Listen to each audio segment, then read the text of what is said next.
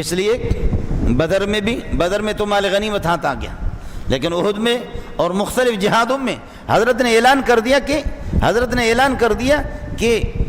مال جمع کرو مجاہدین کے لیے، جہاد میں تو ظاہر ہے کھانا ہے، پینا ہے، ہتھیار خریدنا ہے، اس سب کے لیے۔ تو اس پر یہودی کہہ رہے ہیں اور بخیل کر رہے ہیں، او ہو قرآن نے اعلان کر دیا، من ذا الذی یقرض اللہ قرضا حسنا فیضاعفہ لہ اضعافا کثیرا واللہ یقبض ویبسط والیہ ترجعون۔ کون ہے جو اللہ کو قرضہ دے دے؟ مجاہدین کو پیسے دینا، فرمایا کہ اللہ کو قرضہ دینا ہے، اور اللہ کو جب آپ قرضہ دیں گے اللہ اس کا بدلہ لوٹائے گا غنیمت کی شکل میں، خدا تمہیں فتح دے گا، دبا دب کر غنیمت حاصل کرو،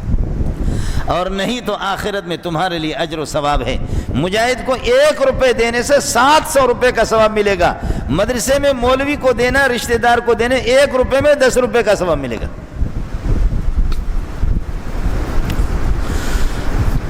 میں نے پہلے بھی اس آیت کا کسی زمانے میں ترجمہ کر لیا، تو ہمیں بہت سے فون بھی آگے، مولویوں کے بھی آگے کہ آپ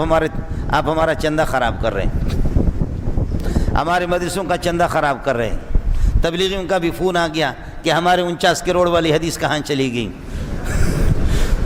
ان کے بھی فون آ گیا کہ جی ہمارے 49 کروڑ والے، یہ 49 کروڑ غریبوں تمہارے لیے نہیں، یہ مجاہدین کے لیے، یہ مولوی منظور کے لیے بھی نہیں، مولوی عبدالرزاق اسکندر کے بھی لیے نہیں، میرے شیخ مولانا سلیم اللہ خان اس کے جوتیوں پہ میں قربان جاؤں، میرے شیخ کے لیے بھی نہیں ہے، یہ کسی بڑے پیر طریقت کے لیے نہیں ہے، یہ ہے مجاہدین کے لیے،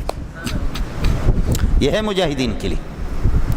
مثل الذين ينفقون أموالهم في سبيل الله كمثل حبة أنبتت 7 سنابل في كل سنبلة 100 حبة والله يضاعف لمن يشاء والله واسع عليم۔ ایک گندم کا دانہ آپ نے زمین میں بیج بویا اور فرمایا کہ اس سے 7 خوشے نکلے، اور ہر خوشے کے اندر، ہر خوشے میں، ہر بالی میں 100 دانے ہیں، تو 7 خوشوں میں 700 دانے ایک گندم کے مل گئے۔ فرمایا 1 روپے مجاہد کو دے دو تو 700 کا ثواب آپ کو ملے گا۔